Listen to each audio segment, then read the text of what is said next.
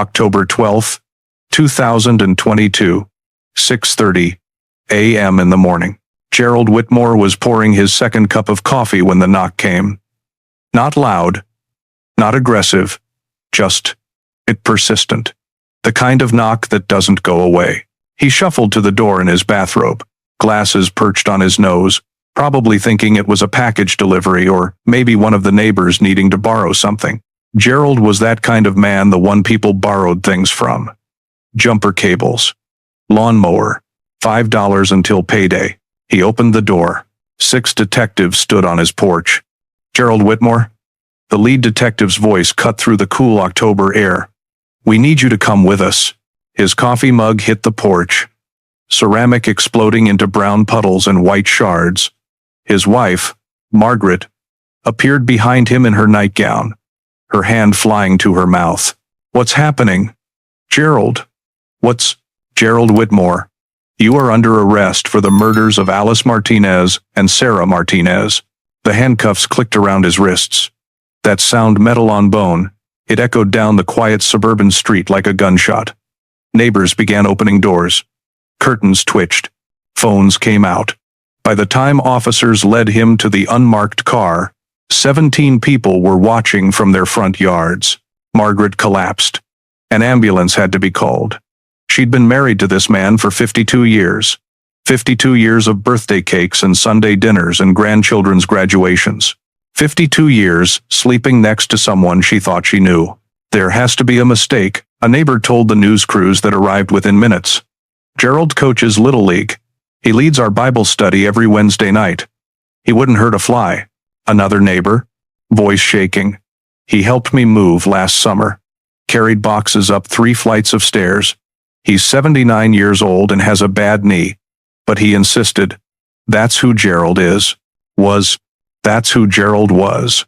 Before we dive into this shocking and heartbreaking story, if you enjoy powerful cold case stories like this, you may want to subscribe so you don't miss what's coming next.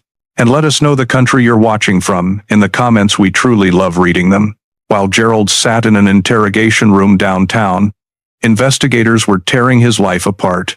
They started in the basement, then the garage, then the bedroom. Standard procedure. Work your way up. Leave no corner unexamined. But it was the attic that made Detective Raymond Fisher's blood run cold. The ladder creaked as he climbed. Dust particles danced in the flashlight beam. Up there, it smelled like mothballs and old wood and secrets that had aged like wine. Behind a stack of Christmas decorations, plastic Santas, and tangled light strings, Fisher found it. A lockbox. Small, ordinary. The kind you'd keep important documents in. Birth certificates, passports, tax returns. The lock had rusted slightly, but it opened. Inside, nestled on faded purple velvet, were 2 gold cross necklaces on delicate chains, still gleaming, still perfect, as if they'd been polished regularly, cared for, cherished. We've got something, Fisher called down, his voice tight. But that wasn't all. Underneath the crosses was a diary. Black leather, pages yellowed with time. Fisher opened it with gloved hands. Watched them again today at the factory entrance. They don't see me. Angels never see the faithful. Another entry 3 weeks later. Alice smiled at me after church service. She doesn't know I've been chosen to preserve them. To keep them perfect forever. And then, written over and over across an entire page in increasingly frantic handwriting, angels meant to be preserved. Angels meant to be preserved. Angels meant to be preserved. 44 years. Gerald Whitmore had kept these necklaces in his attic for 44 years. Had written about his obsession in a diary he couldn't bring himself to destroy. Had lived an entire life, raised children, celebrated anniversaries, coached baseball, taught Bible study with this box hidden 15 feet above his head. How does a church deacon hide murder for 44 years? You wear it like a second skin, you perfect the smile, and you never, ever open that box in the attic. Evil doesn't always look evil. Subscribe, you need to know the signs. But this story doesn't start in 2022. It doesn't start with handcuffs or attic lockboxes or a 79-year-old man being led away from the only life his neighbors knew. This story starts 44 years earlier, October 16th, 1978, Charleston, West Virginia. East End neighborhood. A different America. A different world. The autumn fog rolled in thick that morning. The kind that turns streetlights into blurred halos and makes everything feel like you're walking through a dream or a nightmare. At exactly 6:47 a.m. that time is burned into history now. Two young women kissed their mother goodbye. Alice and Sarah Martinez. 25 years old. Identical twins. Inseparable since birth. They were headed to their shift at Riverside Manufacturing, the textile factory where they'd worked side by side for almost 2 years. Same lunch break, same station, same turkey sandwiches with too much mustard that their mother always complained about. Rosa Martinez watched them walk to their burgundy Ford Pinto, their matching gold cross necklaces catching the porch light. She would remember that image for the rest of her life. The way Alice turned and waved one last time. The way Sarah laughed at something her sister said. The sound of the car door closing. The engine starting. 6:47 a.m. The last time Rosa Martinez saw her daughters alive. By 7:35, their supervisor was calling, concerned they hadn't shown up for their shift. By 9:02, their car was found abandoned at a shuttered lumber mill. Driver's side door hanging open. Keys still in the ignition. By nightfall, 300 volunteers were searching the woods. And by day 3, 2 bodies would be found that would haunt Charleston for the next 4 decades. This is their story. This is how evil hid in plain sight for 44 years. And this is how one detective finally brought it into the light. The kitchen clock read 6:47 a.m. when Alice and Sarah Martinez walked out the door. Rosa Martinez would replay that moment 10,000 times. 20,000. Maybe more. The second hand sweeping past the 12. The soft click of the screen door closing. The way the autumn fog had already started creeping up the porch steps like something alive. She'd made them breakfast that morning, scrambled eggs, toast with butter, orange juice in the mismatched glasses they'd had since the girls were children.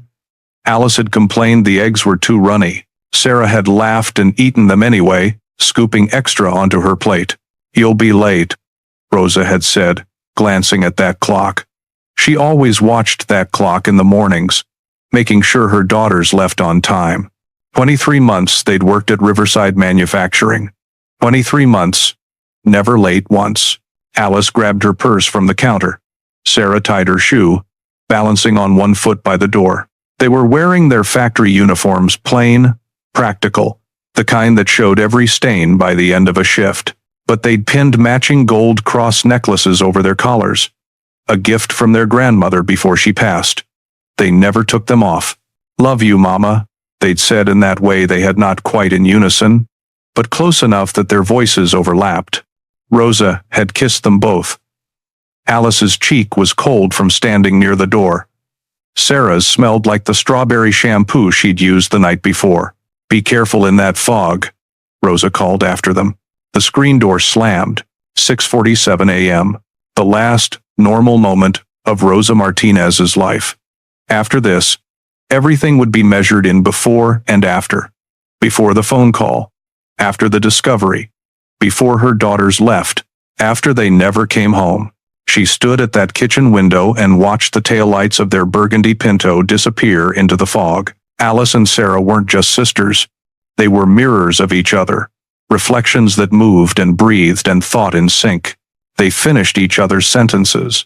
Always had, even as children. Their mother used to joke that they shared a brain, that somewhere in the womb they decided one mind between 2 bodies was enough. At the factory, they worked side by side on the same production line. During lunch breaks, they sat together in the corner of the break room, away from the noise and gossip. They'd unwrap identical turkey sandwiches, always turkey, always too much mustard, their small act of rebellion against Rosa's insistence on ham. "Your mother's cooking is perfect," their supervisor Margaret Donnelly had once said. "Why do you always bring sandwiches?" Sarah had grinned. "Because she can't control what we eat at work," Alice had added. And we like mustard. They'd laughed at that. The kind of laugh that made other people smile even if they didn't know the joke. Those gold crosses caught the factory's fluorescent lights every day. Their grandmother had given them the necklaces on their 16th birthday, pulling them aside after the cake was gone and the guests had left. Never take these off, she'd said, pressing the delicate chains into their palms. God watches over you, but these will remind you he's there when you forget. They never did take them off. Not in the shower. Not while sleeping. Not even when the clasps turned their necks green that first summer. Co-workers knew them as a unit. The Martinez girls. Never just Alice. Never just Sarah. Always both. Always together. One time, Alice had caught the flu and stayed home for 3 days. Sarah had called in sick too, unable to stand the thought of going to work alone. That's how close they were. That's how much they needed each other. That's why what happened to them was twice as cruel. 2 years earlier, Alice and Sarah had been college students. Marshall University. They'd both been studying education, planning to become teachers. Elementary school, probably. They loved kids. Loved the idea of shaping young minds. They'd already started decorating their shared dorm room with construction paper cutouts and motivational posters. Then their father had his accident. Coal mining has always been West Virginia's backbone and its curse. Antonio Martinez had worked the mines for 18 years, supporting his family through grit and exhaustion. Good pay, dangerous work. Everyone knew the risks. The collapse happened on a Tuesday in April. A support beam gave way in shaft 7. 3 men died instantly. Antonio survived, but his back didn't. 2 fractured vertebrae. Nerve damage that left his left leg mostly useless. The doctor said he'd never work again. The mining company's compensation barely covered the hospital bills. Alice and Sarah came home that May. They didn't discuss it much, didn't make it dramatic. They just packed up their dorm room, withdrew from their classes, and got jobs at Riverside Manufacturing. It's temporary, Alice had told their mother, though they all knew it wasn't. We'll go back eventually, Sarah had added. Though none of them believed it. Antonio had cried when they told him, sat in his wheelchair in the living room, and wept like a child because his daughters were sacrificing their futures for him. You don't do this, he'd said. You don't throw away college for me, but they already had. So every morning at 6:47 a.m., they left for the factory. Every evening at 4:15 p.m., they came home smelling like machine oil and cotton dust. Every 2 weeks, they handed most of their paychecks to their mother, keeping just enough for gas and those turkey sandwiches with too much mustard. Dreams deferred, futures postponed. Love expressed through sacrifice. That's who Alice and Sarah Martinez were.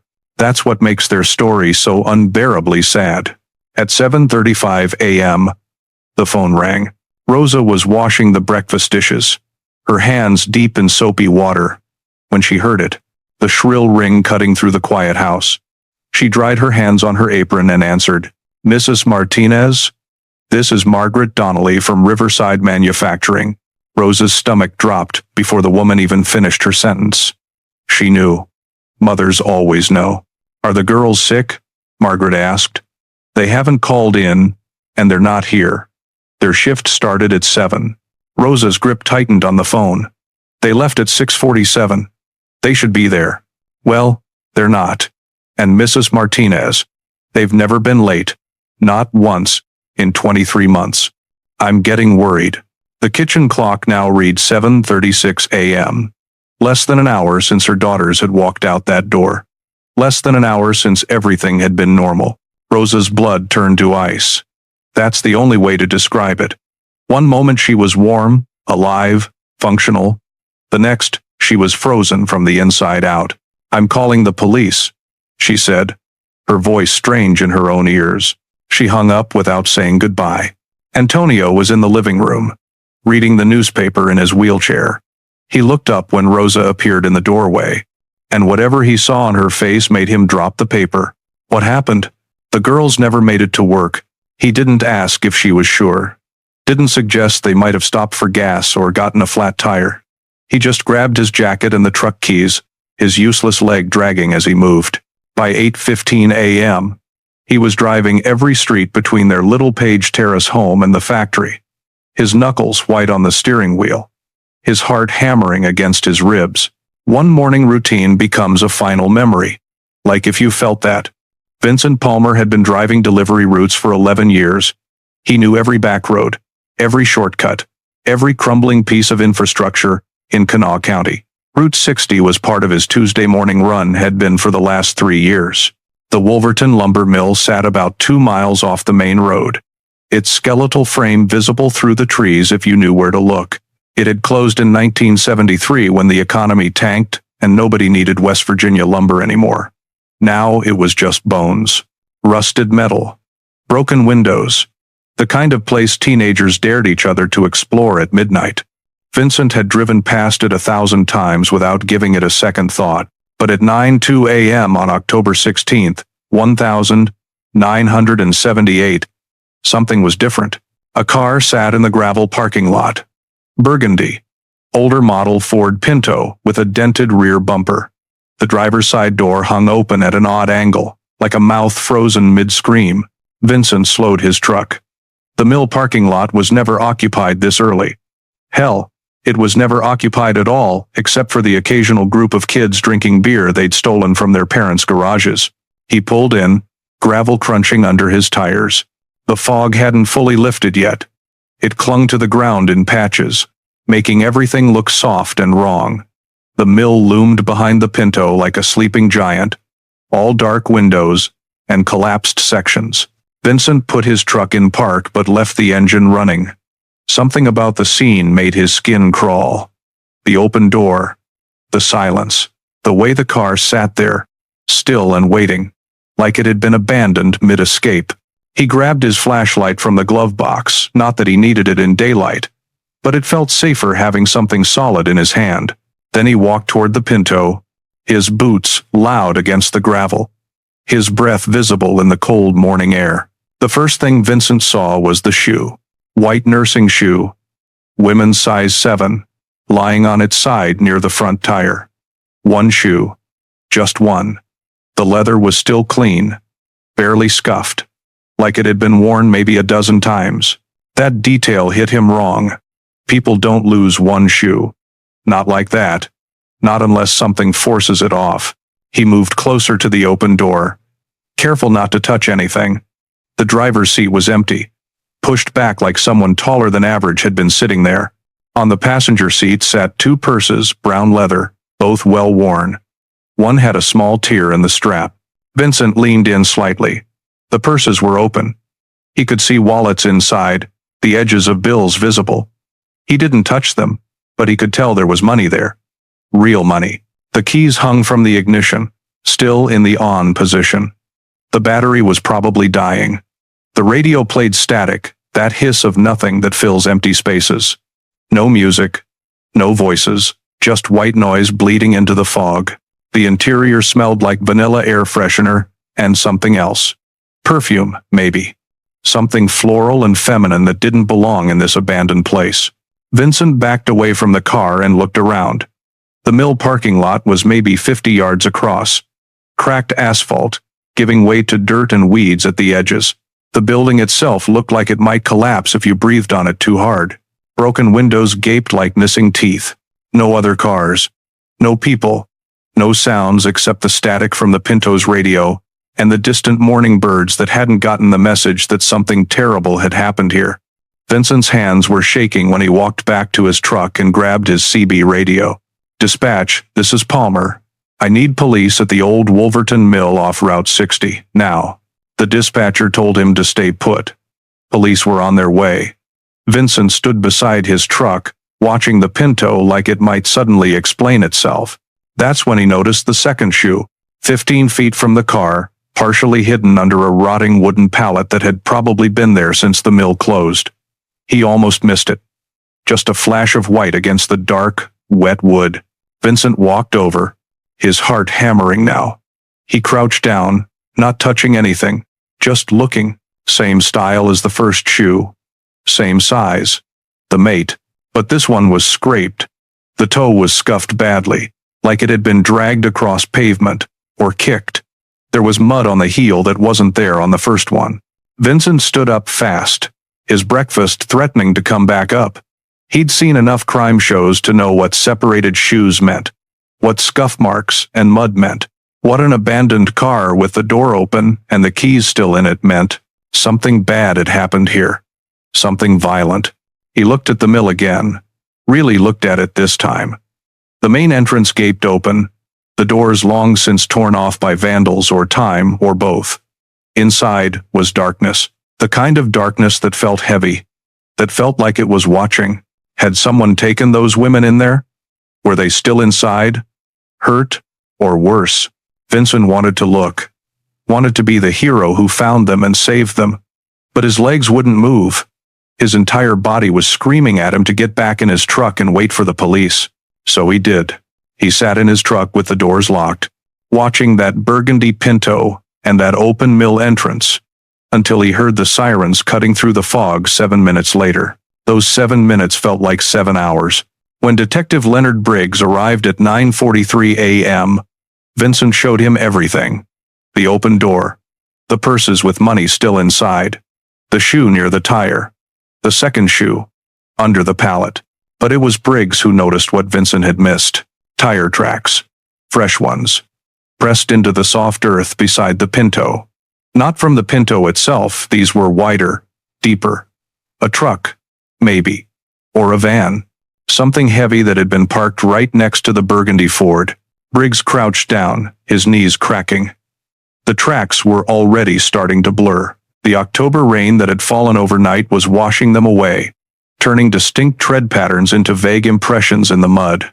Get the photographer here now. Briggs barked at the officer behind him. Before we lose these completely. He stood up and looked at the scene like a puzzle. 2 women, 1 car, 1 set of keys still in the ignition, 2 purses with money untouched, 2 shoes separated by 15 feet. And tire tracks that suggested a second vehicle had been here, parked close enough that the women could have been, what? Forced out? Lured out? Had they known the person? Inside the Pinto, there were no signs of struggle. No torn upholstery, no broken glass, no blood. The passenger window was rolled down halfway, like someone had wanted fresh air on a foggy morning drive. Whatever happened, it happened fast. Fast enough that the women didn't have time to grab their purses. Fast enough that one of them lost both shoes in different locations. Fast enough that the keys were left behind. The radio still playing. Briggs walked toward the mill entrance, his flashlight cutting through the darkness inside. The crime scene photographer was already snapping pictures of the tire tracks, racing against the rain that had started falling again. What would you check first? Comment below. Most miss the obvious. Detective Leonard Briggs had been with the Charleston Police Department for 22 years. He'd worked homicides, domestic violence cases, bar fights that turned deadly, drug overdoses in gas station bathrooms. He'd seen bodies pulled from the Kanawha River. He'd knocked on doors at 3 in the morning to tell parents their children weren't coming home. But twin sisters vanishing on their way to work? Nothing in his 2 decades of experience had prepared him for this. He stood in the Wolverton Mill parking lot at 9:43 a.m., watching the crime scene photographer document the tire tracks before the rain washed them away completely. His gut told him they were already too late. The open car door, the separated shoes, the money left behind. This wasn't a robbery. This was something else. Get me bloodhounds, Briggs told Officer Marcus Chen. And I want every available unit searching a 5-mile radius. Check the woods. Check the river. Check every abandoned building in the county. Chen nodded and jogged back to his patrol car. Briggs walked the perimeter of the scene slowly, his eyes scanning every detail. The mill itself was a death trap. Rotted wood, rusted metal beams, floors that could give way under your weight. If someone had taken the Martinez twins inside, they'd know the building. They'd know which sections were stable enough to walk on. He called for backup to search the interior. 4 officers suited up and entered through the main entrance, their flashlights cutting through the darkness. Briggs stayed outside, watching the tree line. The fog was finally lifting, revealing the dense West Virginia forest that surrounded the property. Thousands of acres of hills and hollows, and places where bodies could disappear for years. He lit a cigarette, his third of the morning, and waited for the dogs to arrive. Somewhere out there, 2 young women were either hiding or dead. He hoped to God it was the former. The bloodhounds arrived at 11:47 a.m. 2 German shepherds, trained in tracking, their handlers, state police officers who'd worked dozens of missing person cases. They started at the Pinto, letting the dogs smell the interior, the seats where Alice and Sarah had sat, the purses that still carried their scent. The dogs picked it up immediately. Noses to the ground, they moved in focused lines from the car toward the mill. Their path was direct, purposeful. They were tracking something real. Briggs followed behind, his heart rate picking up. Maybe the twins had walked into the mill on their own. Maybe they were hurt inside, waiting for help. The dogs reached the main entrance and kept going, pulling their handlers through the gaping doorway into the darkness beyond. Briggs and 3 other officers followed, flashlights sweeping across collapsed sections and piles of rotted lumber. Then, 20 feet inside, the dogs stopped. Both of them. Simultaneously. They circled the same spot, sniffing frantically, then sat down the signal that they'd lost the scent. "Come on," one handler urged, trying to get his dog to continue. "Find it. Find." But the dogs just sat there, confused, looking up at their handlers like they'd been asked to track a ghost. The scent had vanished. Completely.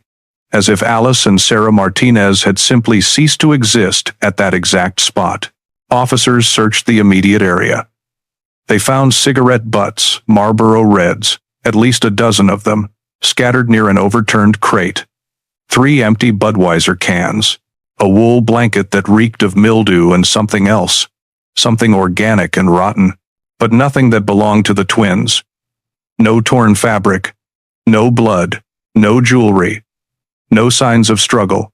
Briggs stood in that spot where the dogs had stopped and turned in a slow circle, his flashlight beam crawling across walls covered in graffiti and rust. They'd been here. The dogs didn't lie. So where the hell did they go? News travels fast in a small city. By noon, every radio station in Charleston was broadcasting the story. 2 young women, identical twins, missing on their way to work. Last seen at the Wolverton Mill. Police requesting volunteers. By 3 p.m., the mill parking lot looked like a county fair. Cars lined Route 60 for half a mile. Over 300 people showed up. Factory workers who'd known the twins, church members from Rosa's congregation, complete strangers who just wanted to help. They organized into search parties of 10. Each group assigned a section of the surrounding forest. The woods were dense, full of ravines and creek beds, and places where someone could easily get lost or hurt. Briggs coordinated from a folding table set up near the mill entrance, marking off searched areas on a topographical map. At 6 p.m., the local news crew arrived. They set up their camera in the Martinez family's living room, the mantel behind Rosa lined with photographs of Alice and Sarah at every age. School pictures. Christmas mornings. Their high school graduation, both girls in matching blue gowns. Rosa sat on the couch, her husband Antonio beside her in his wheelchair. She held their graduation photo in her trembling hands. "Please," she said to the camera, her voice breaking on that single word. "If someone knows something, anything, these are my babies. They're good girls. They work hard. They help support our family. They're all I have." Antonio put his hand on her shoulder, but he couldn't speak. His face was a mask of anguish. "Someone saw something," Rosa continued. "Someone knows where my daughters are. Please, please just bring them home." The footage aired at 7 p.m. By 7:15, the police station's phone lines were jammed with calls. Everyone had seen something. Everyone knew something. None of it would matter. The tips came in waves, each one urgent, each one ultimately useless. A gas station attendant called, saying he'd seen the twins the night before October 15th, arguing with a man in a blue pickup truck at the Exxon on Bridge Street. But when pressed for details, he couldn't describe the man's face, couldn't remember the truck's make or model, couldn't say for certain it was actually the Martinez twins. Just 2 women who looked similar. A waitress from the highway diner swore she'd served Alice and Sarah breakfast that morning at 6:30 a.m. Eggs and toast and coffee. But Rosa had made them breakfast at home. They'd left at 6:47. The math didn't work. When police showed the waitress photographs, she admitted she wasn't sure. Maybe it was a different day. Maybe it was different women. An Ohio psychic called insisting the twins were alive, trapped in a mine shaft. Unable to escape but still breathing. She could sense their fear, she said. Their desperation. But when asked which mine shaft West Virginia had, hundreds of abandoned ones scattered across the region, she couldn't say. Just somewhere dark. Somewhere underground. By October 18th, missing posters covered every telephone pole in Charleston. Alice and Sarah's faces stared out from grocery store bulletin boards, gas station windows, the post office lobby. Someone had even plastered them across the Wolverton Mill's outer walls. Their images watching over the place where they'd last been seen. Vigils were held at Rosa's church. Candles flickered in the evening darkness. Prayers rose into the autumn air. People who'd never met the Martinez family showed up to cry and hold hands, and pretend they could do something, anything, to bring those girls home. Days passed. Then a week. Then 10 days. The volunteer searches grew smaller. The tips grew less frequent. Hope dimmed like a flashlight running out of batteries. Have you ever had that gut feeling something's wrong but couldn't prove it? That's what Rosa felt at 7:35 a.m. October 19th, 1978. Day 3. Michael and Janet Cooper had driven from Putnam County that morning for a hike. They did it every Thursday, packed sandwiches, filled their thermoses with coffee, let their German Shepherd run free through the woods while they walked the trails near Trace Fork. It was therapeutic, Janet always said. A break from the factory job and the bills and the stress of everyday life. Just trees and fresh air and their dog Duke, bounding ahead with his tail wagging. They'd been hiking for about 40 minutes when Duke stopped. Not slowed down. Stopped. Mid-stride. Mid-breath. Like he'd hit an invisible wall. Then he started barking. Not his normal bark, the playful one he used when he saw squirrels or wanted to play fetch. This was different. Frantic. Urgent. The kind of bark that raised the hair on the back of your neck. Duke, come, Michael called. But the dog didn't move. He just stood at the edge of a steep embankment, barking down into the ravine below. Michael and Janet exchanged glances. Duke never disobeyed commands. Never. They walked over, careful of their footing on the loose dirt and autumn leaves. The embankment dropped about 15 feet into a natural depression filled with brambles and fallen branches. The October rain had turned everything down there into a muddy mess. Duke's barking got louder, more insistent. "What's he see?" Janet asked, squinting down into the shadows. That's when Michael noticed it. A tarp. Dark green, military style. Partially concealed beneath a pile of leaves and branches that looked too deliberately placed to be natural. River stones smooth. Round ones from the creek bed, held down the corners. Michael's stomach dropped. He'd been a volunteer in the search for the Martinez twins. He'd seen the missing posters. He knew what they were looking for. "Go back to the car," he told Janet, his voice tight. "Call the police. Now." "Michael, what?" "Now, Janet. Go." She heard something in his voice that made her run. Michael didn't want to look. Every instinct screamed at him to wait for the police, to not contaminate whatever crime scene lay beneath that tarp. But he had to know. He climbed down the embankment slowly, his boots sliding in the mud. Duke stayed at the top, still barking, refusing to come closer. Smart dog. The tarp was soaked through from rain, heavy and cold when Michael grabbed the edge. His hands were shaking. He said a prayer, something he hadn't done since childhood, and pulled. Alice and Sarah Martinez lay side by side. Their eyes were closed. Their hands were folded across their chests. Fingers interlaced like they were sleeping or praying. They still wore their factory uniforms, the plain cotton shirts and dark pants they'd put on that foggy morning 3 days ago. But Alice's right sleeve was gone, torn away at the shoulder, the fabric jagged and stained. The skin underneath was mottled with bruises that had turned purple and yellow. Michael stumbled backward, his boot catching on a root. He went down hard, landing in the mud, his breath coming in short gasps. They were real. The Martinez twins weren't missing anymore. They weren't hiding somewhere, scared but alive. They were here, in this ravine, arranged like dolls in some sick display. He scrambled back up the embankment, his hands and knees covered in mud, and vomited into the bushes. Duke came over and pressed against his leg, whimpering. 15 minutes later, police sirens cut through the forest. Detective Briggs arrived 20 minutes after that, his face grim as he made his way down to the ravine. He stood over the twins for a long time, not speaking, just looking. Then he turned to the officers behind him. "Get Dr. Holbrook out here. Get crime scene processing. And for God's sake, get those parents somewhere they won't hear this over the radio." But it was too late for that. Rosa Martinez already knew. Mothers always know. The crime scene photographer arrived at 2:17 p.m. His camera clicked methodically, documenting every angle, every detail, every horror. Because this wasn't just murder. This was something else. Something calculated and deliberate, and deeply, disturbingly wrong.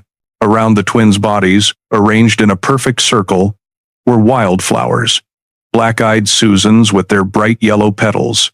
Queen Anne's lace with delicate white blooms. Someone had picked them fresh probably that morning, based on how little they'd wilted, and placed them with care. Not scattered. Not thrown. Placed. Each stem positioned intentionally, creating a border between the twins and the rest of the world.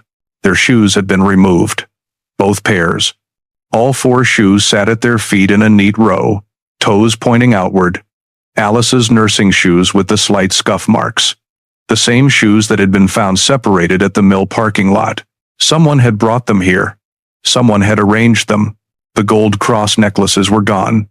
The ones their grandmother had given them. The ones they never took off. Someone had removed them from their necks either before or after death. Briggs couldn't tell yet, and taken them. Why? Trophy? Religious significance? Some twisted belief that he was saving their souls? Briggs walked the perimeter slowly, careful not to disturb anything. The flowers, the shoes, the way their hands were folded, the tarp that had covered them like a blanket. This wasn't rage. Rage was messy. Rage left bodies broken and scattered and careless. This was control. This was ceremony. This was someone who believed he was doing something sacred, something meaningful, something that required ritual and precision. Someone who thought he was preserving angels. Briggs had been a cop for 22 years. He'd seen evil in 100 different forms. But this was different. This was evil that thought it was righteous. Evil that prayed before it killed. And that kind of evil was the hardest to catch because it hid behind a mask of morality. Dr. Patricia Holbrook, the county medical examiner, arrived at 3:45 p.m. She was a small woman with steel gray hair and hands that never shook, no matter what horror she was examining. She crouched beside the twins, her gloved fingers checking for rigor mortis, body temperature, lividity. She worked in silence for several minutes while Briggs stood back, giving her space. Then, she found the note, tucked into the front pocket of Alice's uniform, folded once, the paper already deteriorating from 3 days of moisture and rain. Dr. Holbrook carefully extracted it with tweezers and held it up to the fading afternoon light. The handwriting was elegant, precise, each letter carefully formed, like someone had taken their time writing it. "Forgive me, for I have..." That's where it ended. The rest of the sentence had bled into illegible smears, the ink mixing with rainwater until the words were lost forever. Forgive me. Not I'm sorry. Not they deserved it. Not some manifesto about why he'd done this. Forgive me. Like he was asking God for absolution. Like he believed what he'd done was a sin but a necessary one. Dr. Holbrook continued her examination. When she reached their heads, she paused. Briggs saw her jaw tighten. "Blunt force trauma," she said quietly. "Both of them. Severe. Multiple impacts." Briggs stepped closer. "How many?" "3. Maybe 4 strikes each. Enough force to crack the skull." She looked up at him, her professional mask slipping for just a moment. They died fast. That's something, at least. Briggs had to walk away. He made it about 20 feet before he stopped, his hands on his knees, trying to breathe through the rage that was building in his chest. Dr. Holbrook's preliminary assessment: death occurred between 7:15 and 8 a.m. on October 16th, while volunteers were organizing searches, while Rosa was calling TV stations begging for help, while everyone was hoping those girls were just lost or hiding. They'd been dead the whole time. She never saw it coming. Neither will you. Subscribe to stay aware. Dr. Patricia Holbrook's autopsy report landed on Detective Briggs' desk 3 days after the bodies were found. 27 pages of medical terminology and measurements and findings that all pointed to the same conclusion. Alice and Sarah Martinez died between 7:15 and 8 a.m. on October 16th, 1978. Blunt force trauma. 3 to 4 strikes each. A heavy object, probably metal, swung with significant force. Death would have been quick. Maybe not instant, but quick. Minutes, not hours. That was the only mercy in the entire report. The forensics team had processed the ravine scene for 2 full days. They'd collected soil samples, photographed every angle, bagged the flowers and the tarp and the note. They'd dusted for fingerprints on every surface they could find. Nothing. The rain had destroyed whatever prints might have been on the tarp. The note's paper was too degraded, the moisture having turned the surface into a pulpy mess that couldn't hold ridge detail. Even the river stones used to weigh down the tarp yielded nothing but smeared marks that could have been prints, or could have been water damage, impossible to tell. The crime lab found industrial carpet fibers on both twins' clothing. Navy blue, synthetic blend, the kind used in commercial vehicles and office buildings. The kind you could find in 10,000 locations across West Virginia. Hair samples were collected, 3 strands that didn't match the twins, or each other. They were carefully preserved in evidence bags, sealed and labeled and stored in the basement evidence room. But DNA analysis was years away from being practical in criminal investigations. Those hair samples were evidence, yes, but evidence they couldn't use. Not yet. Not in 1978. Detective Briggs stared at those evidence bags and felt the frustration burn in his chest. The answer was there. Right there. In 3 strands of hair that science couldn't yet decode. Briggs kept the partial note on his desk. Not the original that was in evidence storage, but a high-quality photograph that he'd pinned to his corkboard where he could see it every day. Forgive me, for I have. He must have read those 6 words 1,000 times in the first week. Studied the handwriting with a magnifying glass. Traced the curves of each letter with his finger. The writing was elegant, almost feminine in its precision. Each letter carefully formed, the loops and lines perfectly balanced. This wasn't someone scrawling a quick note. This was someone who'd taken their time, who'd thought about what they were writing. Educated, Briggs thought. Someone who'd been taught penmanship properly, back when schools still cared about that sort of thing. Someone who read books, someone who probably went to church every Sunday and knew the Bible front to back. Forgive me. Not I'm sorry. Not I had to. Not they made me. Forgive me. That word choice mattered. It assumed a higher power. It assumed sin. It assumed that what he'd done was wrong, but that absolution was possible if he asked for it properly. This wasn't a psychopath who felt nothing. Psychopaths didn't ask for forgiveness because they didn't believe they needed it. This was someone who knew he'd committed a terrible sin but truly believed that God would understand. That there was a reason, a purpose, a divine justification for taking 2 young lives. Briggs had worked with the FBI's behavioral science unit on 2 previous cases. He knew the basics of criminal profiling, and everything about this crime scene pointed to one conclusion. They were looking for someone religious, someone who went to church, someone who believed he'd been chosen for a sacred task, someone who thought he was saving souls, not destroying them. Briggs spread crime scene photographs across his desk and studied them like a puzzle. The stolen gold cross necklaces. The grandmother had given them to the twins on their 16th birthday. Religious significance. Family heirlooms. Never taken off. The killer had removed them deliberately. Not torn them away in a struggle. The chains weren't broken. He'd unclasped them. Carefully. Reverently. Why? Trophy? Or something more? The wildflowers arranged in a circle. Black-eyed Susans and Queen Anne's lace. Fresh flowers, picked that morning, or the night before. Arranged in a perfect circle around the bodies. Like a halo. Like protection. Like something sacred. The shoes removed and placed neatly at their feet. In many religious traditions, you removed your shoes on holy ground. Moses at the burning bush, visitors entering temples. Was that what this was? Had the killer turned that ravine into his own twisted holy site? The bodies positioned side by side, hands folded across their chests. The way you'd arrange bodies in a funeral home. The way you'd lay someone to rest with dignity and respect. This wasn't chaos. This wasn't a crime of passion or rage or lust. This was ceremony. This was ritual. This was worship. Briggs built his profile on a yellow legal pad, writing and crossing out and rewriting until the picture became clear. Male. Probably between 25 and 45. Religious background. Likely Christian.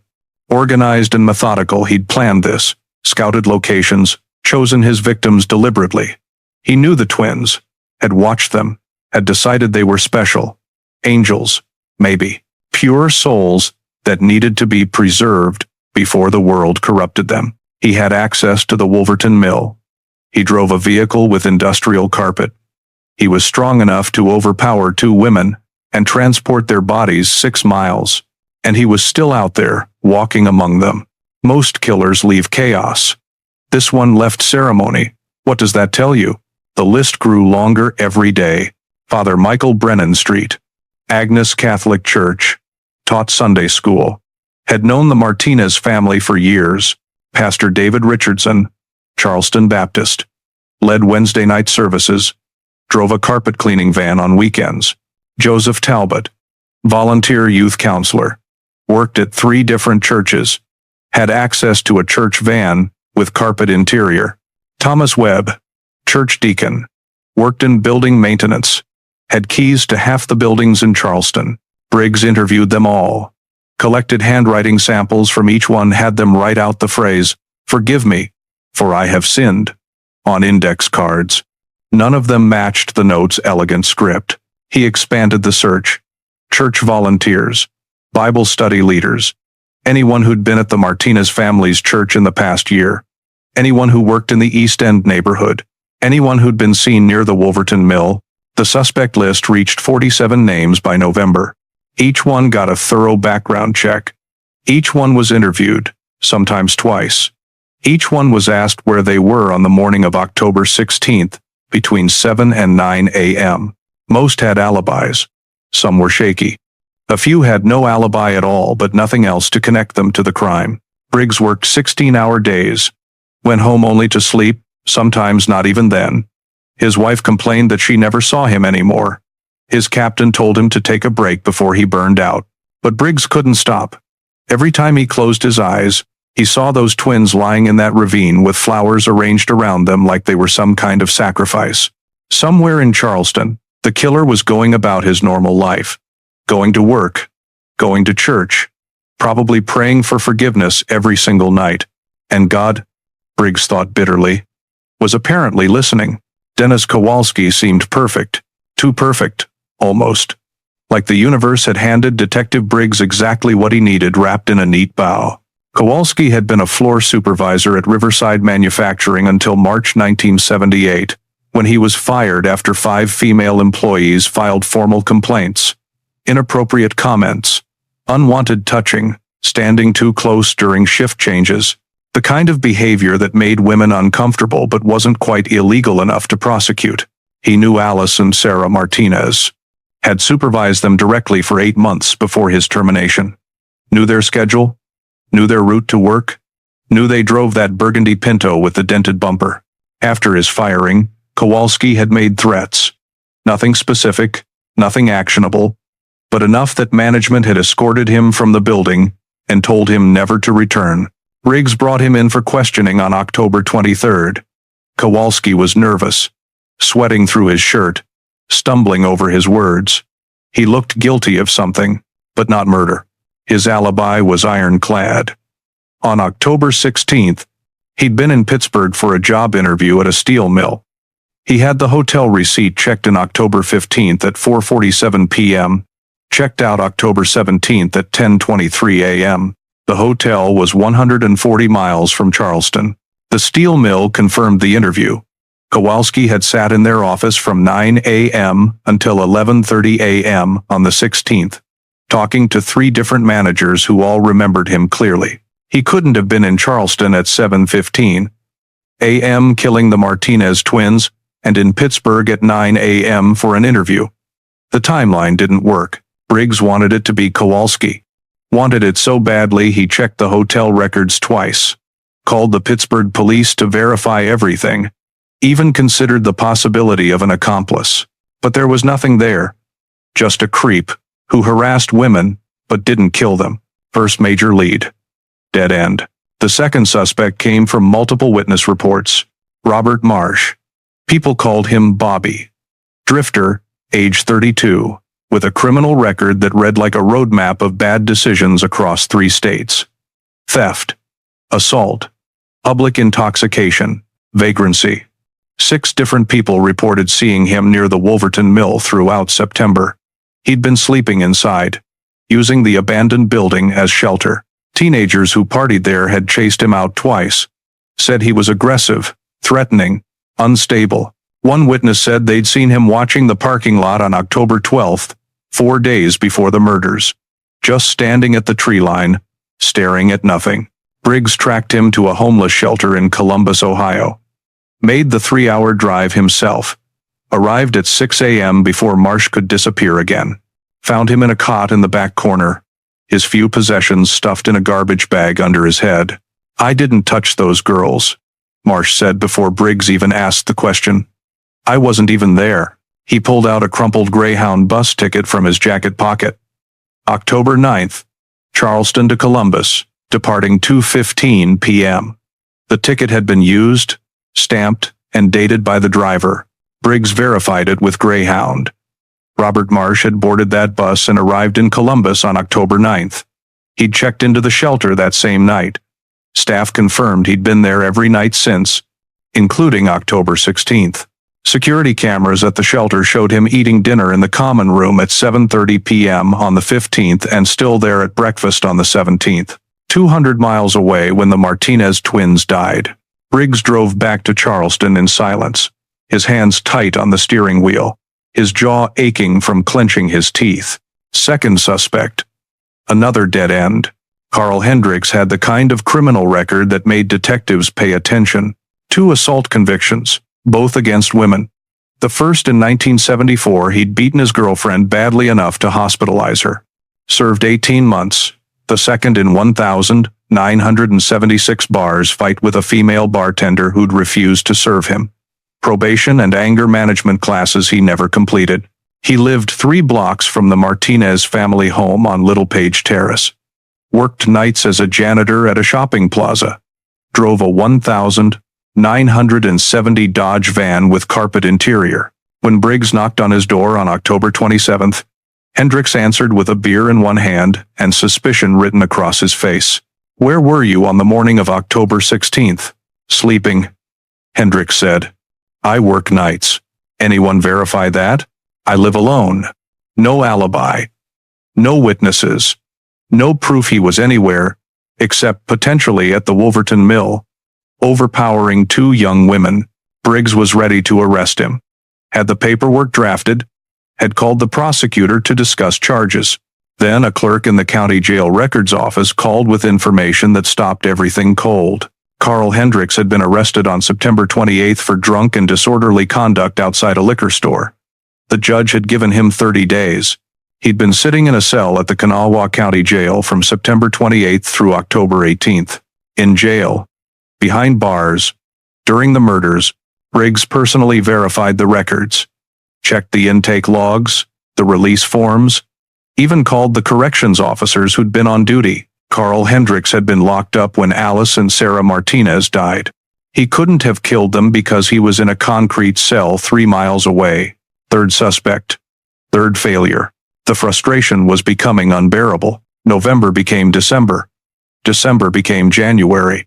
Briggs interviewed 47 people connected to churches in the Charleston area. Priests, pastors, deacons, Sunday school teachers, youth group leaders, volunteers who organized bake sales and charity drives. He collected handwriting samples from 32 of them. Had each one write, "Forgive me, for I have sinned," on index cards. Compared them all to the note found in Alice Martinez's pocket. None matched. Not even close. The media pressure was relentless. Every week, another newspaper article asking why the police hadn't made an arrest. Every night, another news segment showing Rosa Martinez crying, begging for justice. Rosa called the station daily, sometimes twice. "Have you found him?" she'd ask, her voice thin with exhaustion and grief. "Do you have any leads?" Briggs stopped answering her calls. He couldn't take it anymore, the hope in her voice, the way it died when he said, "No, nothing new, we're still working on it." The case file grew to 3 inches thick, then 4, then 5. Witness statements that led nowhere. Tips that turned out to be mistaken identities or deliberate lies. Evidence that couldn't be processed with current technology. By March 1979, Briggs' captain called him into the office. "We need to move on," Captain Morrison said. "We've got active cases that need attention. The Martinez case is going cold." "We're close," Briggs lied. "I can feel it. You've been saying that for 5 months. Move it to cold cases. If something new comes up, you can reopen it." The file went into a box. The box went into the basement. Evidence bags were sealed and stored, and slowly forgotten. The killer was still out there. Still free. Still living his normal life. Police missed him completely. Was it incompetence, or just bad luck? Comment your take. Rosa Martinez never stopped waiting. Every October 16th, she lit 2 candles in the living room window. One for Alice, one for Sarah. She'd sit in the dark and watch them burn down to nothing, her hands folded in her lap, her lips moving in silent prayer. Every Sunday after church, she'd stop by Detective Briggs' desk, even after he retired in 1989, asking the same question. Anything new? The answer was always no. She kept their bedroom exactly as they'd left it. The twin beds with matching floral bedspreads, the posters on the walls, the closet full of clothes that slowly went out of style. She washed their sheets every month, as if they might come home and need clean linens. People told her to move on, to accept what had happened, to find peace. But how do you find peace when your daughter's killer is still breathing the same air you breathe, walking the same streets you walk, maybe shopping at the same grocery store, or pumping gas at the same station? In 1995, Rosa Martinez died of heart disease. That's what the death certificate said. Congestive heart failure, age 68. But everyone who knew her understood the truth. Her heart had been broken 17 years earlier, on October 16, 1978, at 7:35 inches the morning, when the phone rang, and her daughters weren't at work. She'd just been waiting for her body to catch up with what her heart already knew. That some wounds never heal. That some questions never get answered. That some mothers die still begging God for justice that never comes. She was buried between her daughters at Spring Hill Cemetery. The headstone reads, "Together again." But Rosa died without knowing who took them from her. She died in the dark. Antonio Martinez lived 8 more years after his wife died. The mining accident had destroyed his back in 1976. The loss of his daughters destroyed everything else. For 25 years, he sat in that wheelchair in that living room, staring at photographs, replaying that morning over and over. If he'd driven them to work that day, if he'd insisted they take a different route, if he'd been a better father who hadn't gotten injured and forced them to quit college and take factory jobs they were too good for, the guilt ate him alive, one day at a time. He died in Charleston General Hospital on April 3, 2003, age 71. Pneumonia, the doctor said. But really, it was just exhaustion. Exhaustion from carrying the weight of 2 unsolved murders for a quarter century. His nurse later told the family about his last words. He'd been mostly unconscious for 2 days, breathing through an oxygen mask, not speaking. Then, about 10 minutes before he passed, he opened his eyes and looked at her with perfect clarity. "Are the girls waiting for me?" he asked. The nurse didn't know what to say. Antonio smiled, the first smile anyone had seen on his face in years, and closed his eyes. He was gone before she could call for the doctor. The Martinez case became local legend after that. A cautionary tale parents told their children about being careful, about watching out for strangers, about how evil can strike anywhere at any time. It became a ghost story teenagers told at sleepovers, the twins who disappeared in the fog and were found in a ravine surrounded by flowers. It became a cold case that detectives used as an example of the ones that got away, but it was never solved. Until it was. October 16th, 1978 was a busy day for Gerald Whitmore. After he disposed of the bodies in the ravine near Trace Fork, after he arranged the flowers and placed their shoes and folded their hands just right, after he tucked the note into Alice's pocket asking God for forgiveness after all that, he went home. He showered, changed clothes, burned what he'd been wearing in the backyard incinerator. Then he called his supervisor at the carpet installation company and said he was feeling better. The flu had passed. He'd be back to work tomorrow. And he was. The next 44 years of Gerald Whitmore's life looked completely normal. He married Margaret Foster in 1970. They'd already been married 8 years when he killed the Martinez twins. They had 3 children. Michael, born in 1972, Jennifer, in 1975, Catherine, in 1979. All 3 grew up happy, well-adjusted, loved. He got promoted to senior accountant in 1984, bought a house in a good neighborhood in 1987, paid off his mortgage in 2003, retired comfortably in 2009, with a full pension and investment portfolio. He became a church deacon in 1985 at Riverside Community Church, the same church the Martinez family had attended. He led Bible study every Wednesday night for 37 years, taught children's Sunday school, organized charity drives, volunteered at the food bank every Thursday morning. He coached Little League Baseball for 12 seasons. His teams won 3 championships. Parents loved him because he treated every kid with patience and kindness. He never yelled, never lost his temper, always had encouragement and life lessons wrapped in baseball metaphors. He had 8 grandchildren by 2015, spoiled them with ice cream and toy store trips and $50 bills tucked into birthday cards. He was, by every measure anyone could see, a good man. But 15 feet above his head, in an attic he almost never entered, sat a lockbox. Small, ordinary, metal with a simple combination lock, hidden behind a stack of Christmas decorations, plastic Santas, and tangled strings of lights that Margaret kept meaning to organize but never did.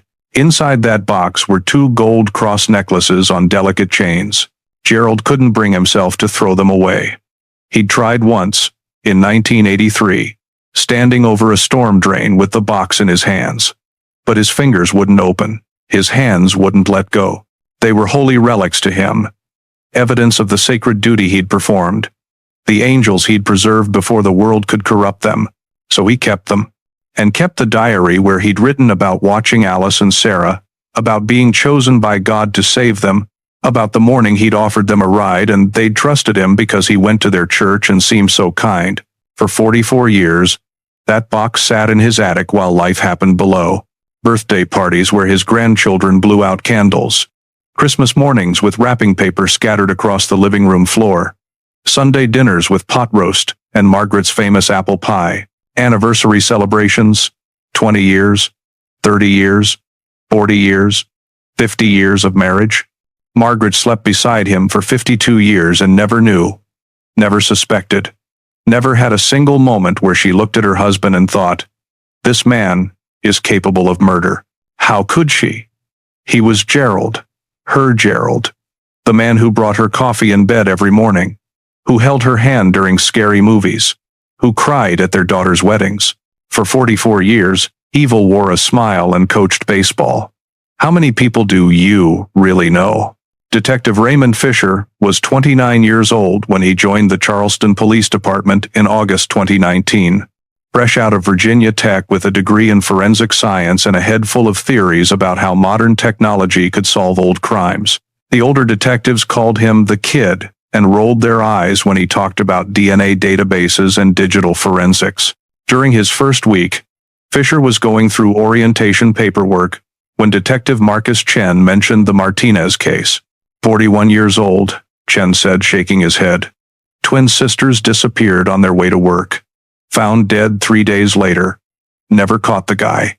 It's the one that haunts this department. Fisher looked up from his paperwork. Can I see the file? Chen laughed. Why? You think you're going to solve something Leonard Briggs couldn't? I'd just like to read it. Chen shrugged and led him down to the basement archives, a concrete room that smelled like mildew and old paper. He pointed to 3 cardboard boxes on a metal shelf, covered in dust. Martinez, Alice and Sarah. October 1978. Knock yourself out, kid. Fisher carried the boxes to an empty desk and opened the first one. Crime scene photographs spilled out. 2 young women lying in a ravine. Flowers arranged around them. Their hands folded like they were praying. He read every page. Every witness statement. Every tip that led nowhere. Every suspect who had an alibi. By the time he finished, it was 9 p.m. He'd missed dinner. His neck hurt from hunching over the files. But he couldn't stop thinking about Alice and Sarah Martinez. 25 years old, identical twins, killed by someone who'd never been caught. Someone who was probably still alive. Someone who thought he'd gotten away with it. November 2021. Fisher attended the National Forensic Science Conference in Baltimore. Most detectives skipped conferences, considered them boring, a waste of department money. But Fisher loved them, loved learning about new techniques, new technologies, new ways to apply science to crime solving. On the second day, there was a session titled Genetic Genealogy, Solving Cold Cases Through Familial DNA. The presenter was Dr. Ellen Martinez, no relation to the Charleston victims, though Fisher felt the coincidence like a punch to the chest.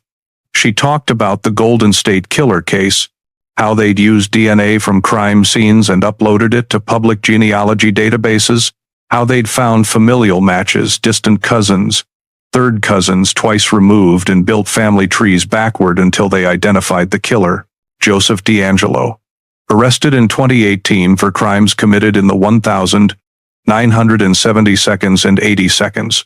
Crimes everyone thought would never be solved. Fisher sat forward in his seat, his heart racing. This could work on the Martinez case. The evidence had been collected in 1978. Hair samples that didn't belong to the twins. Hair samples that had been preserved in evidence bags for 43 years, waiting for technology to catch up. After the session, Fisher approached Dr. Martinez. How degraded can the DNA be and still get results? Depends on storage conditions, she said. If it was properly sealed, kept cool and dry, we've gotten usable profiles from 50-year-old samples. Fisher flew back to Charleston that night. Didn't wait for the conference to end.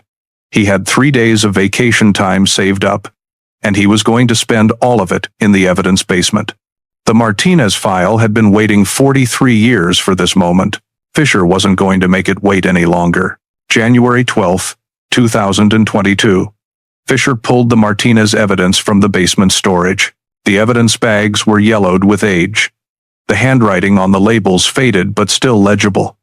3 hair samples collected from the ravine in October 1978. Sealed, stored at room temperature in a climate-controlled basement. Fisher held the bags up to the light.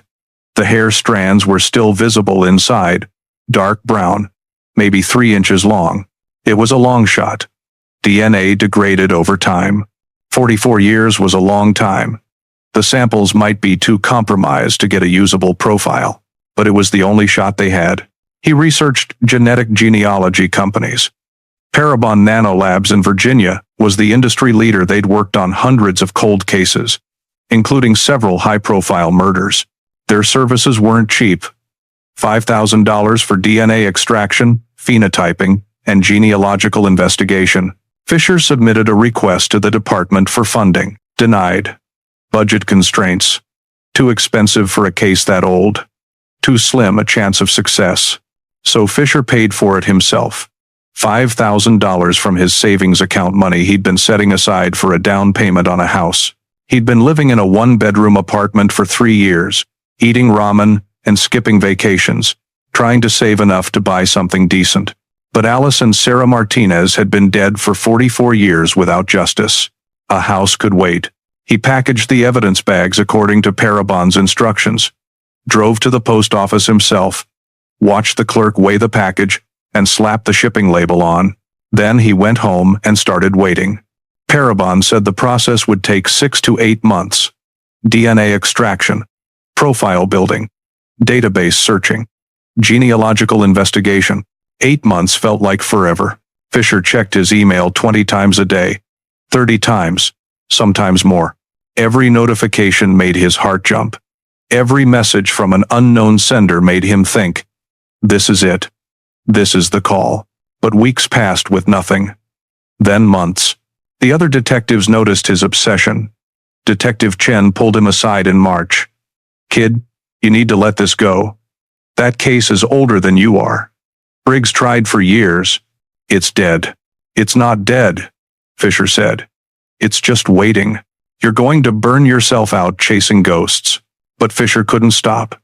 He read the Martinez file so many times he had it memorized. He knew that Alice had a small scar on her left knee from falling off a bike when she was 7. He knew that Sarah always wore her hair in a ponytail because she hated how it felt on her neck during factory shifts. He knew that their mother died in 1995 without answers, that their father died in 2003 asking if his daughters were waiting for him in heaven. He knew everything about them except who killed them. May passed. June. July. Fisher started having dreams about the twins. Not nightmares exactly, just dreams where they were standing in that ravine, flowers around them, looking at him expectantly, waiting for him to do something, waiting for him to finish what Detective Briggs started 44 years ago. August 17th, 2022. 2:47 p.m. Fisher's phone rang. Unknown number. Virginia area code. His hands were shaking when he answered. Detective Fisher? This is Dr. Sarah Chen from Parabon Nanolabs.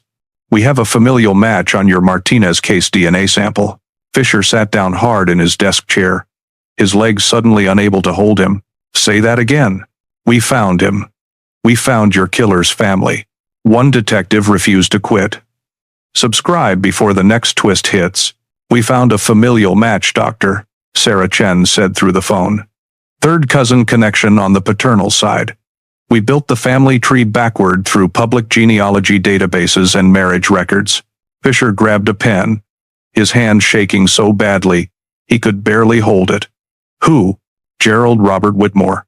Born March 14th, 1943. That makes him 79 years old now. Lives in Charleston, actually. Looks like he's lived there his whole life. Fisher was already typing the name into the department database. The search results loaded. Nothing. No criminal record.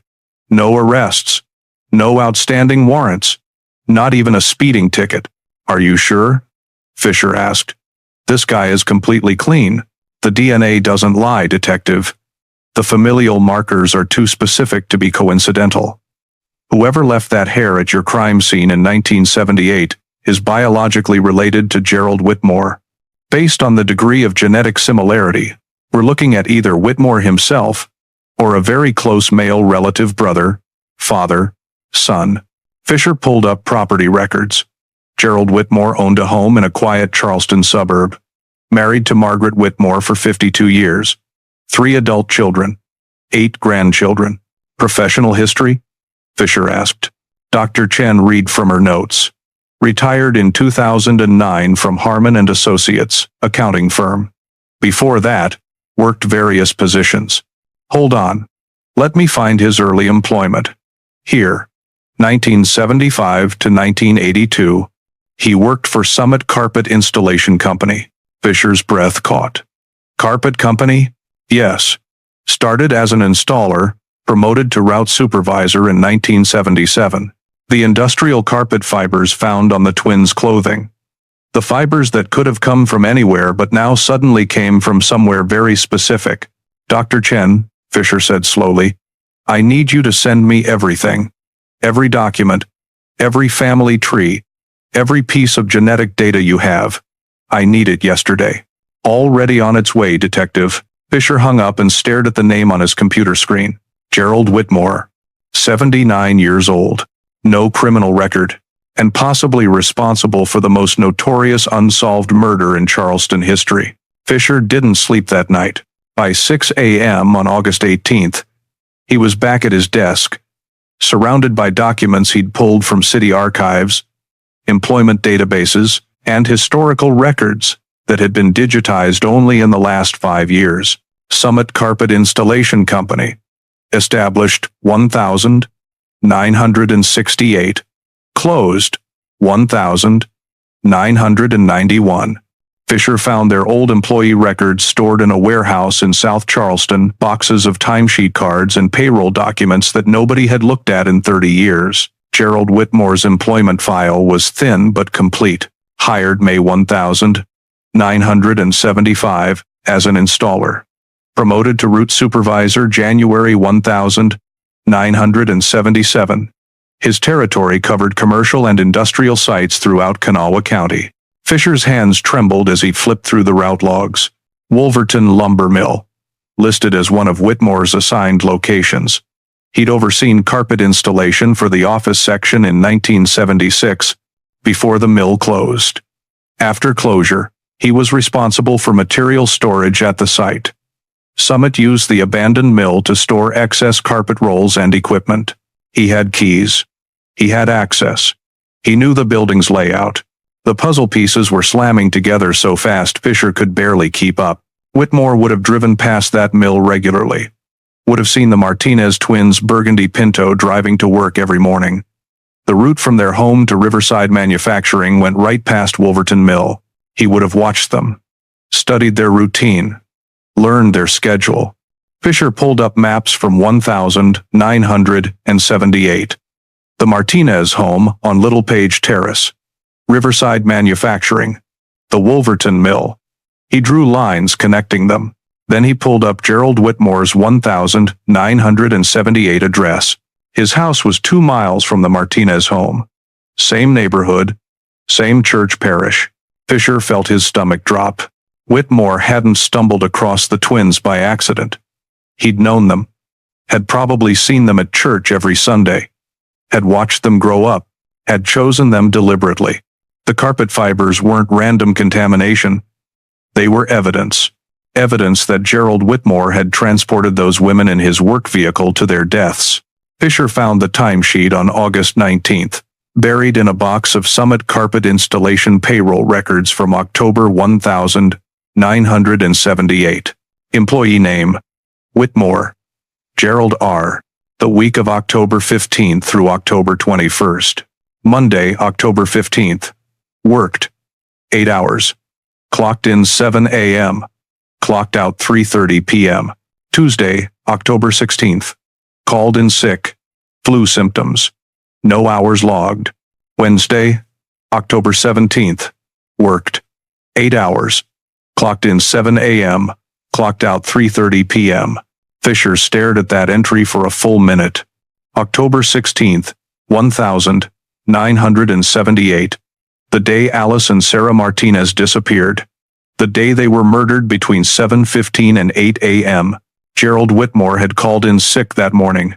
Claimed he had the flu, but he'd worked the day before with no issues. And he'd returned to work the day after with no issues. A single sick day. Right in the middle of the week. Right on the day 2 women were killed. Fisher pulled church records next. Riverside Community Church had digitized their historical membership logs in 2015 as part of their 100th anniversary celebration. Martinez family. Members since 1965. Antonio, Rosa, Alice, and Sarah attended weekly services. Whitmore family. Members since 1971. Gerald and Margaret attended weekly services. They'd gone to the same church. For 7 years before the murders, the Whitmore family and the Martinez family had sat in the same building every Sunday, had probably shaken hands during the greeting portion of the service, had probably said peace be with you to each other. Gerald Whitmore had known Alice and Sarah Martinez, had watched them in church, had seen them at community events, had maybe even spoken to them about faith, about God, about living a righteous life. And then, on a foggy October morning, he'd offered them a ride. They'd trusted him because he was familiar, because he was a church member, because he seemed kind. That trust had killed them. Fisher felt rage building in his chest, hot and acidic. 44 years. This man had walked free for 44 years. Not anymore. Fisher spent the next 6 weeks building an airtight case. DNA evidence, familial match, genetic markers, consistent with the hair samples found at the crime scene, employment records, carpet company supervisor, access to Wolverton Mill, explains the industrial fibers, timesheet documentation, called, in sick October 16th, 1978.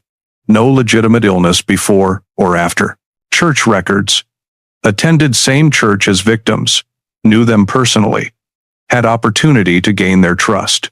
Geographic analysis. Lived 2 miles from Martinez home, worked in the area, would have seen their daily routine.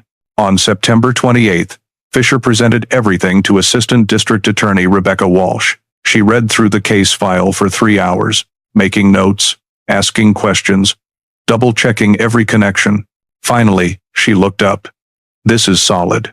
Let's get a warrant. The warrant application went to Judge Patricia Morrison on October 5th. She took 6 days to review it, wanted to be absolutely certain that after 44 years, they weren't rushing into a mistake. October 11th, 2022. The warrant was approved. Arrest warrant for Gerald Robert Whitmore for 2 counts of first-degree murder in the deaths of Alice Martinez and Sarah Martinez. Search warrant for his residence, his vehicle, and any property under his control. Fisher assembled his team that evening.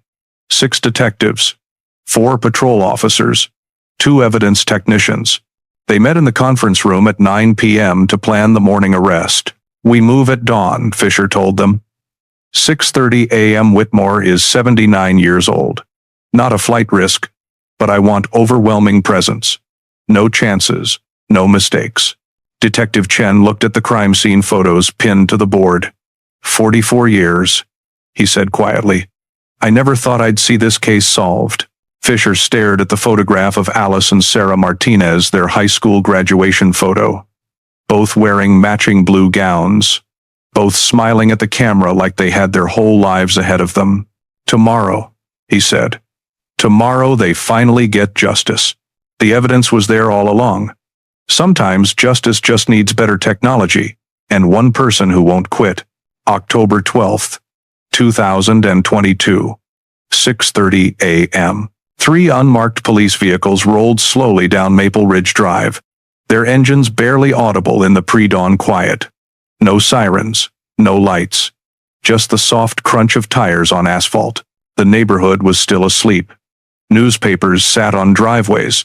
Porch lights glowed yellow. A dog barked somewhere, 3 houses down, then went quiet. Detective Raymond Fisher stepped out of the lead vehicle, his heart hammering so hard he could feel it in his throat. 6 other detectives followed. 4 patrol officers took positions at the property's corners, standard procedure for arrests, though Fisher doubted a 79-year-old man would try to run. The house was ordinary. Neat lawn with precise edges, flower beds along the walkway, an American flag hanging from a holder beside the front door, a welcome mat that said "Blessed" in cursive letters. Fisher walked up the 3 porch steps and knocked. Firm. Official. The kind of knock that wakes you instantly and tells you something is wrong.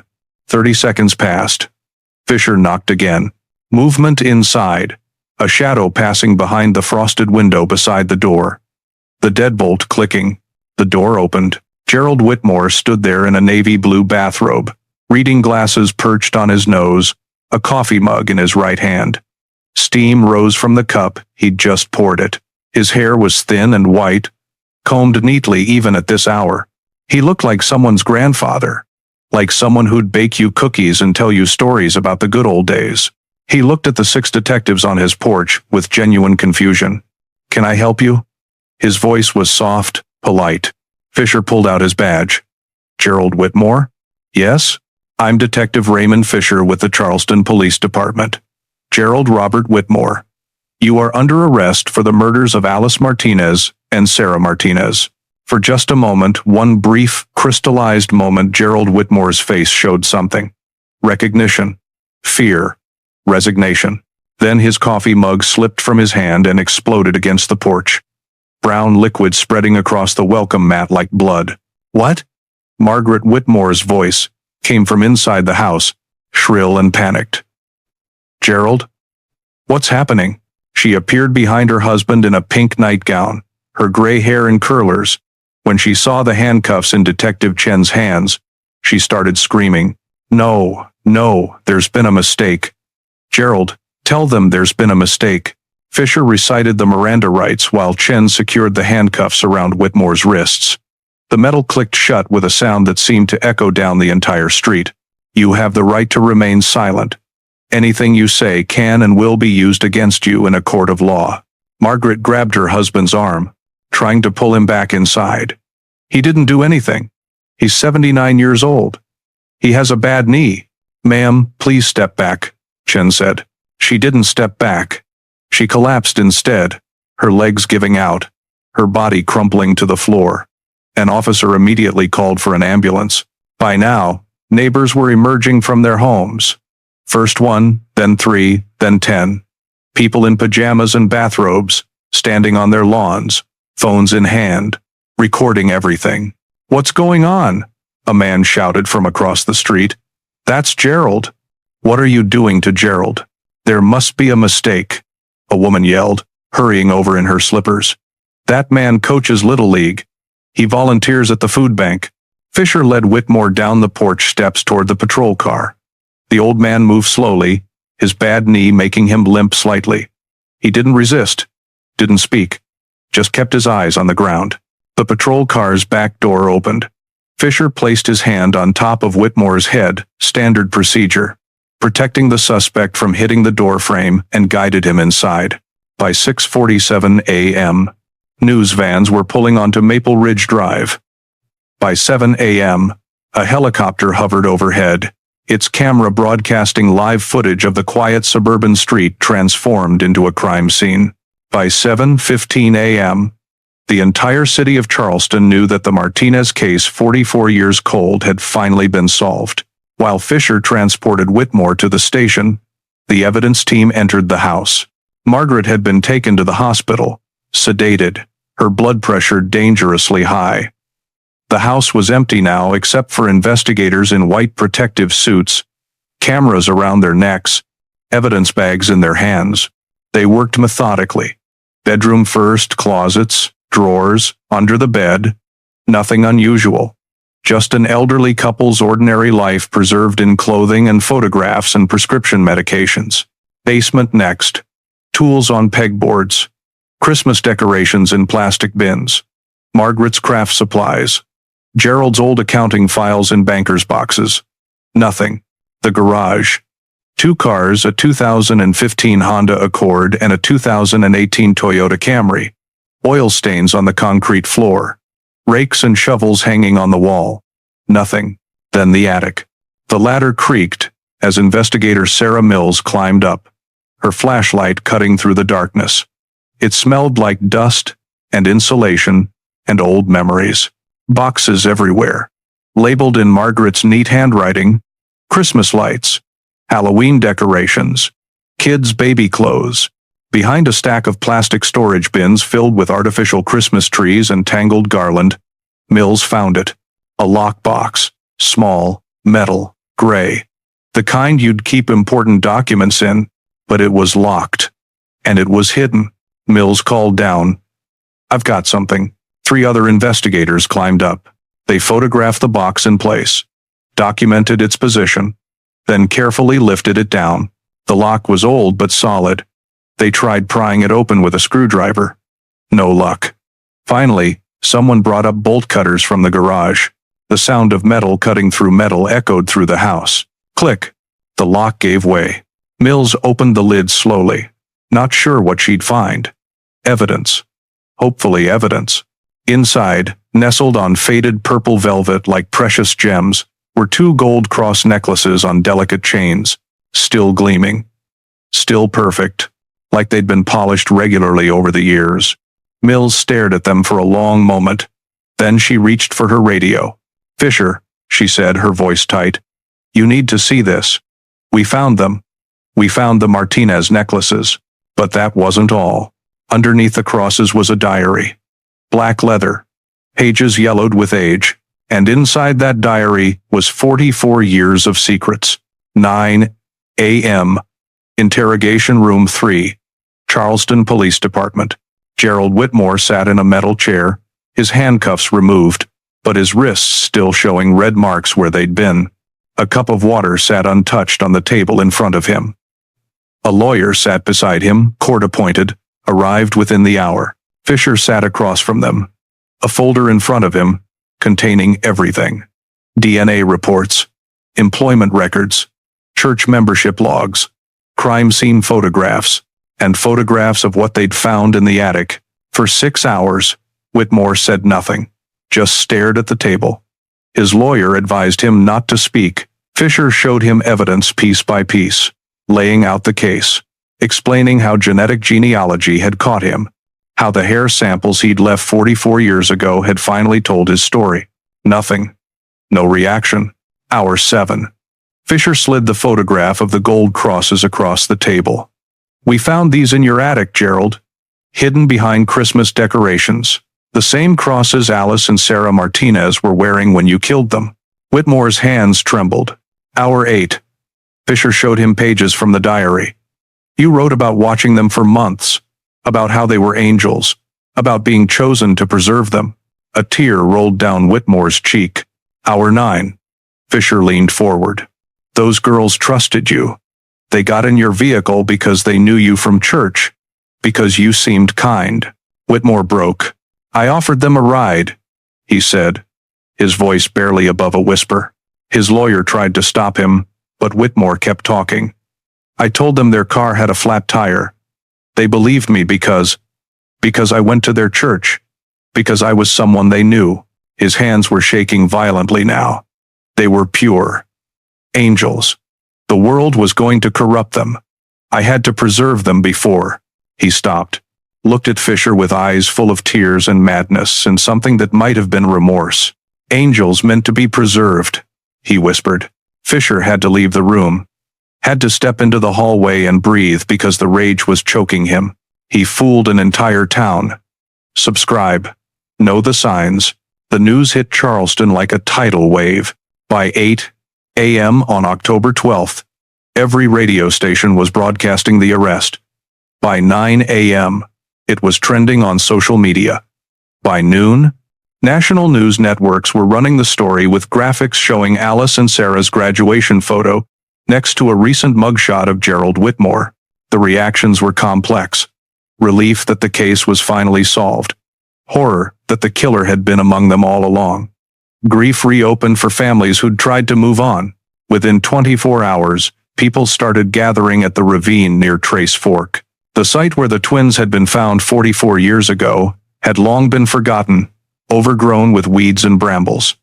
But now, someone cleared a path. Someone else brought flowers, black-eyed Susans and Queen Anne's lace. The same wildflowers the killer had arranged around their bodies. By October 14th, the ravine looked like a shrine. Hundreds of bouquets, candles in glass jars, handwritten notes pinned to trees. "You are not forgotten." Justice finally came. Rest in peace, Alice and Sarah. Television crews interviewed neighbors from Maple Ridge Drive, all of them still in shock. "He helped me move last summer," one man said, shaking his head. "Carried boxes up 3 flights of stairs. He was 79 years old with a bad knee, but he insisted. That's who I thought Gerald was. A woman who'd lived next door for 15 years. He watched my kids when I had to run to the pharmacy. I trusted him completely." How do you reconcile that? How do you reconcile the man who gave my daughter birthday presents with the man who murdered 2 young women? The question hung in the air, unanswered. Charleston was forced to confront an uncomfortable truth. Monsters don't always look like monsters. Sometimes they look like your neighbor, your baseball coach, your Bible study leader. Sometimes evil wears reading glasses and a cardigan and asks how your grandchildren are doing.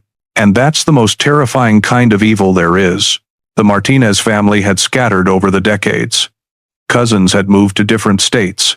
Extended relatives had built new lives far from Charleston and its painful memories. But when the arrest was announced, they came back. Maria Santos, Rosa's niece, flew in from California. She was 8 years old when Alice and Sarah were killed, old enough to remember them, young enough that the trauma had shaped her entire childhood. "We can finally bury them properly," she told reporters outside the courthouse. "Not physically, they've been buried since 1978. But in our hearts, we can finally lay them to rest, knowing the truth." Another cousin spoke about Rosa and Antonio. "They died without answers. That will always be the tragedy. They spent their last years begging God for justice, and never got to see it. But at least now, their daughters' names can be cleared of being just another unsolved case. They were real people, and they mattered." 3 miles across town, the Whitmore family was collapsing. Michael Whitmore, the oldest son, released a statement through his lawyer. "We are horrified and devastated. The man we knew as our father apparently never existed. We will not be visiting him. We will not be attending any trial. We are victims of his lies just as surely as the Martinez family are victims of his crimes." His siblings echoed the sentiment. All 3 children legally changed their last names within a month. The 8 grandchildren were told their grandfather had died. It seemed kinder than the truth. Margaret Whitmore remained hospitalized for 3 weeks, heavily sedated, unable to process that she'd slept beside a killer for 52 years. At Riverside Community Church, where Gerald had been a deacon for 37 years, the congregation gathered for an emergency meeting. "How did we not see?" Pastor David Richardson asked, his voice breaking. "We prayed with him. We broke bread with him. We trusted him with our children." No one had an answer. Because Gerald Whitmore had been perfect at hiding, perfect at lying, perfect at being someone he wasn't. For 44 years, the trial was scheduled for March 2024. Assistant District Attorney Rebecca Walsh held a press conference on October 20th, laying out the prosecution's case. DNA evidence, the diary, the confession, the physical evidence, carpet fibers, employment records, the gold crosses hidden in his attic for 44 years. "This is one of the strongest cases I've ever prosecuted," Walsh said. "The evidence is overwhelming. Gerald Whitmore will spend whatever time he has left behind bars. At 79 years old, even a 20-year sentence would likely be a life sentence. The prosecution would push for life without parole. No chance of freedom. No chance of redemption." Legal experts predicted Whitmore would die in prison within 5 years. His health was already declining, the stress of arrest, the weight of finally being caught after nearly half a century of hiding. But the case was bigger than one man's punishment. It became a teaching moment, a cautionary tale, a reminder that justice, however delayed, sometimes still arrives. Detective Fisher gave interviews about the role of genetic genealogy in solving cold cases. Technology finally caught up with crimes committed before DNA analysis existed. There are thousands of cases like this across the country. Evidence sitting in storage rooms, waiting for science to evolve enough to read it. The lesson resonated beyond Charleston. Police departments nationwide began pulling cold case files, checking evidence logs, seeing what might be testable now that couldn't be tested 30, 40, 50 years ago. But there was another lesson, darker and harder to swallow. Evil wears ordinary faces. It volunteers at food banks. It coaches Little League. It leads Bible study and helps neighbors move furniture and smiles at children. Rosa Martinez never got to see justice. Antonio Martinez never got to see justice. They died carrying the weight of unanswered questions, broken by grief and frustration and helplessness. But their daughters, Alice and Sarah, 25 years old forever, frozen in time, their memory was finally honored with truth. And sometimes, that's all justice can offer. November 3rd, 2022. Early morning, Detective Raymond Fisher stood at Spring Hill Cemetery, frost covering the grass, his breath visible in the cold air. 3 headstones in a row. Antonio Martinez, Rosa Martinez, and between them, Alice and Sarah Martinez, their names carved together on a single stone. Fisher had never met them. They'd been dead 15 years before he was born, but he felt like he knew them, had spent 3 years reading about their lives, studying their habits, understanding who they'd been before Gerald Whitmore stole their futures. He crouched down, his knees pressing into the cold earth, and placed his hand on their headstone. "I got him," he said quietly. "It took 44 years, but I got him." The wind moved through the cemetery trees, shaking loose the last autumn leaves. Fisher stayed there for 10 minutes, maybe longer, thinking about Rosa, who died begging for answers, thinking about Antonio, who'd asked if his daughters were waiting for him, thinking about justice delayed but finally delivered. At the Charleston Police Department evidence room, 2 gold cross necklaces sat in a clear plastic bag, cataloged and photographed and documented. After the trial concluded, they'd be released to the Martinez family. Returned after 44 years in Gerald Whitmore's attic, the necklaces their grandmother had given them, the necklaces they'd never taken off, the necklaces that had been stolen from their bodies and kept as trophies by a man who believed he was saving their souls. Now, finally, going home. The Martinez case was closed. The file would be marked solved and moved from the cold case section to the archives. Gerald Whitmore would stand trial, likely die in prison, and take whatever remained of his secrets to the grave. But Charleston would remember that evil had lived among them for 44 years, would remember that sometimes the most dangerous person is the one you never suspect, would remember Alice and Sarah Martinez, not as victims, but as 2 young women whose lives mattered. Some cases still wait for justice. Share this. Subscribe for the unsolved. Not subscribing yet? Comment why. Let's discuss what's holding you back.